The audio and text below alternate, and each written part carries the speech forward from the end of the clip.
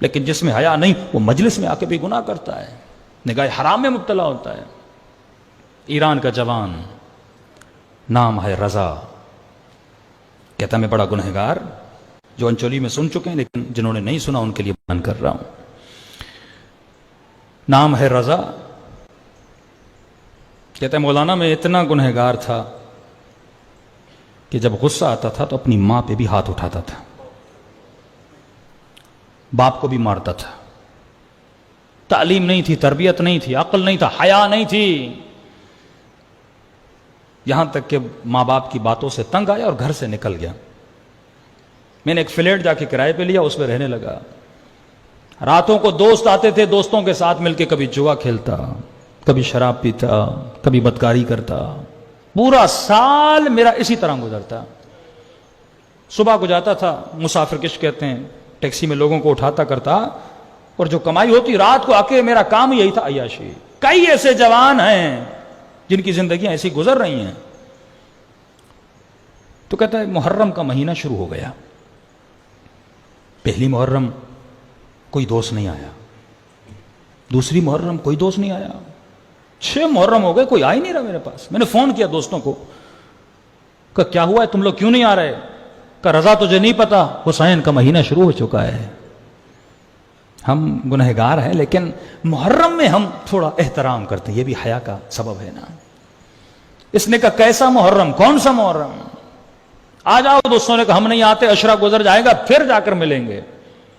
کہتا ہے گھر میں بور ہو گیا، گاڑی نکالی، روڈ پہ گیا، کیا دیکھا؟ دکانیں بند، بازاریں بند، تہران کی گلیوں میں گھومتا رہا، کوئی مسافر نہیں، جلوسوں کو دیکھ رہا ہوں، علموں کو دیکھ رہا ہوں، جتھوں کو دیکھ رہا ہوں۔ اتنے میں روڈ پہ ایک جوان لڑکی جا رہی تھی، گاڑیوں کو روک رہی تھی۔ میرا کام تھا مسافر کشی، میں نے اس جوان لڑکی کو گاڑی میں بٹھایا۔ کہاں جانا ہے؟ اس نے کہا سامنے، مجھے آپ اتار دیجئے۔ گاڑی چلائی۔ کہا تھا تو میں بد کردار نا، تہذیب تو میری کوئی تھی نہیں، تربیت تو کوئی تھی نہیں، میرے ذہن میں شیطان آیا، نیت خراب ہوئی، میں نے گاڑی کو پلٹا اور اپنے گھر کی طرف جانا چاہا۔ یہ جوان بچی پریشان ہوئی، کہا آپ کہاں جا رہے ہیں؟ میں نے اپنے ارادہ بتایا اسے، وہ ڈر گئی، کانپنے لگی، وجود کانپنے لگا۔ اس نے کہا تجھے شرم نہیں آتی؟ حسین کا محرم ہے، عزاداری کا مہینہ ہے، لیکن جو بے شرم ہو وہ مجلس سے بھی نہیں مڑتا، وہ جلوس میں بھی حیا ہی کرتا ہے، جس کے وجود میں حیا نہ ہو۔ اس نے کہا کیسا محرم، کون سا محرم؟ مجھے جو کرنا ہے میں کروں گا۔ کہتا ہے وہ رونے لگی جوان بچی۔ اس نے کہا محرم کا حیا نہیں کرتے، میں سید ذاتی ہوں، میرا حیا کر۔ کہتا ہے پھر بھی میں باز نہیں آیا۔ اس نے کہا اگر میرے سید ہونے کا حیا نہیں کرتے، میری اماں زہرا کا حیا کر، میری دادی زہرا کا حیا کر۔ کہ جیسے بی بی کا نام سننا تھا، پتہ نہیں مجھے کیا ہوا، غیرت جاگ اٹھی میری۔ میں نے کہا کہاں جانا ہے؟ کہا میں اس حسینیہ میں امام بارگاہ مجلس سننے جا رہے تھے، مجھے وہاں اتار دے۔ کہتا میں نے گاڑی کو پلٹا، اس امام بارگاہ پہ پہنچا، اس خاتون کو اتارا۔ جیسے اتارا تو مجھے کہنے لگی کہ میں اپنی اماں زہرا سے تیرے لیے دعا کروں گی۔ تم نے میری ماں کے نام کا حیا کیا نا، تو چاہتا تو گناہ کرتا، میں بے بس تھی، بگڑ چکی تھی یہ منظر دیکھ کر۔ اور جب اس نے واسطہ دیا، ماں باپ کے گھر جہاں پر ہے، گاڑی کو روکا اور میں گیا امی کے گھر، دروازہ کھولا، گھر میں کوئی نہیں۔ کیا کرتا؟ میں نے ٹی وی کو آن کیا۔ کہتا جیسے ٹی وی آن کیا تو اتفاق سے ٹی وی پہ جنت البقیع دکھایا جا رہا تھا، اور مسائے پڑھنے والا جناب سیدہ کے مسائے پڑھ رہا تھا کہ مسلمانوں نے نبی کی بیٹی کا حیا نہیں کیا، اتنے گھنٹے دربار میں کھڑی رہی لیکن حق نہیں دیا، اسی نبی کی بیٹی کے پہلو پر آگ بھرا دروازہ گرایا۔ کہتا یہ سن کر میرا کلیجہ پھٹنے لگا، اتنے بے حیا تھے مسلمان۔ کہتا میری آنکھوں سے آنسو نہیں رک رہے تھے۔ اچانک ٹی وی کی تصویر بدلی اور کربلا دکھانے لگے۔ پھر اس نے کہا اسی نبی کے نواسے کو کربلا میں گردن کے پیچھے سے کاٹا گیا۔ नबी के नवासे की बेटियों के चेहरे पे तमाचे मारे गए, चादरों को उतारा गया। कहता इनकलाब आ चुका था मेरे बदन में, मैं इतना रोया, समझ नहीं आ रहा था मैं क्या करूं। मैं अल्लाह से माफी मांगने लगा। इतने में मेरी मां ने घर का दरवाजा खोला, अंदर आई। जैसे मैंने अपनी मां को देखा, मैं दौड़ा दौड़ा मां के कदमों पे गिर गया। मैंने कहा अम्मा, आज तक आप पे जो हाथ उठाया है मुझे माफ करिएगा। मुझे पता नहीं था जब मां को कोई मारता है तो बेटे पे क्या गुजरती है।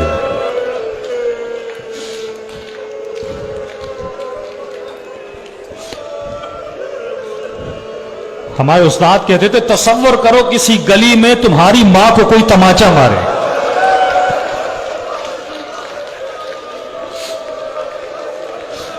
तेरे ऊपर क्या गुजरेगी।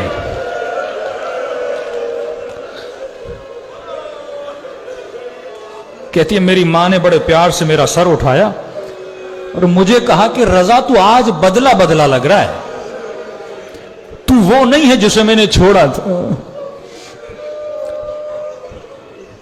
तो कहते मैंने रोकर कहा अम्मा, हुसैन ने मुझे बदल दिया है। मैंने कहा अम्मा कहां से आ रही हो? कहा मजलिस से आ रही हूं, घर में कुछ काम था। कहा मुझे मजलिस से इमाम हुसैन में लेकर चलो। ये मजलिसें वजूद बदल देती हैं, लम्हों में किरदार को किरदार बना देती हैं।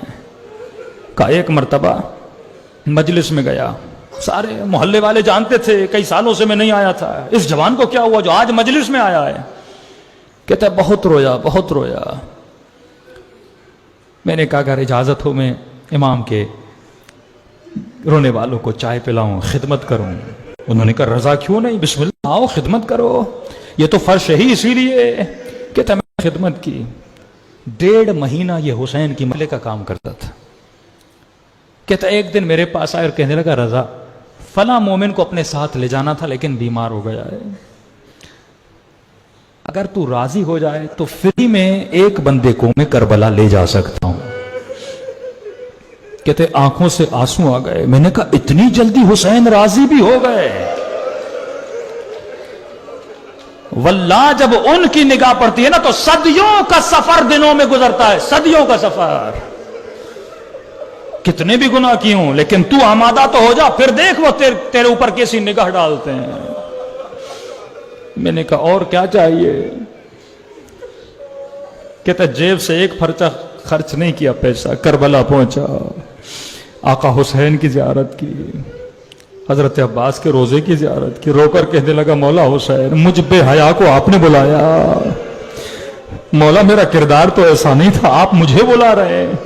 इतना करम 2 महीनों में अपने हरम में बुला लिया जिसका मैंने सोचा भी नहीं था। कहता जियारत करके वापस गया। चंद महीने गुजरे, उसी काफिले सालार ने कहा रजा मस्जिद वाले तुझसे बड़े राजी हैं, मोहल्ले वाले तुझसे बड़े राजी हैं, सब तेरे किरदार की तारीफ कर रहे हैं। मैं काफिला उम्रे के लिए ले जा रहा हूं, मदीने चलोगे,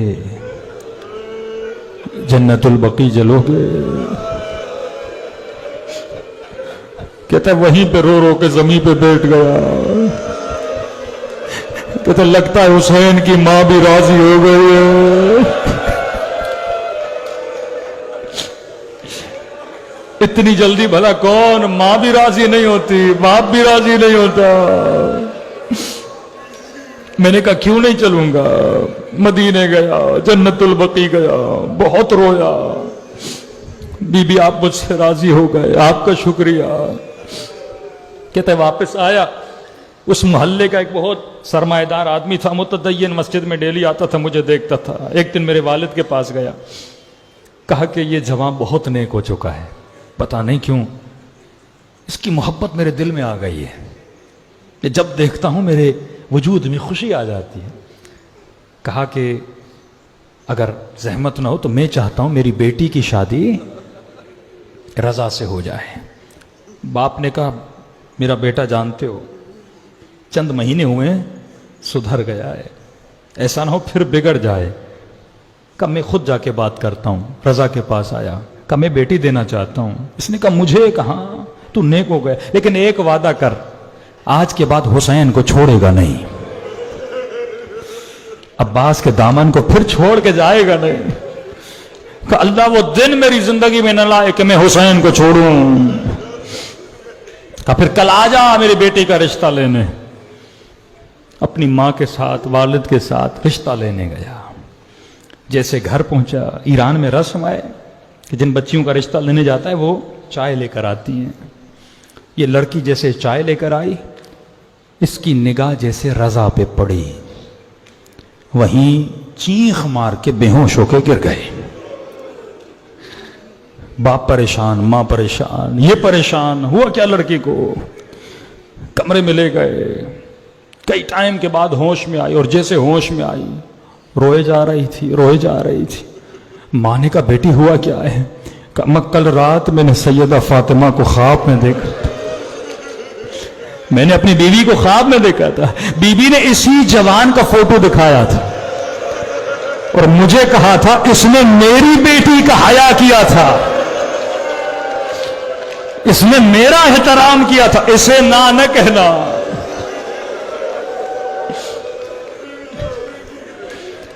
کسی سید زادی کا بھی کوئی حیا کرے تو سیدہ دعا دیتی ہے.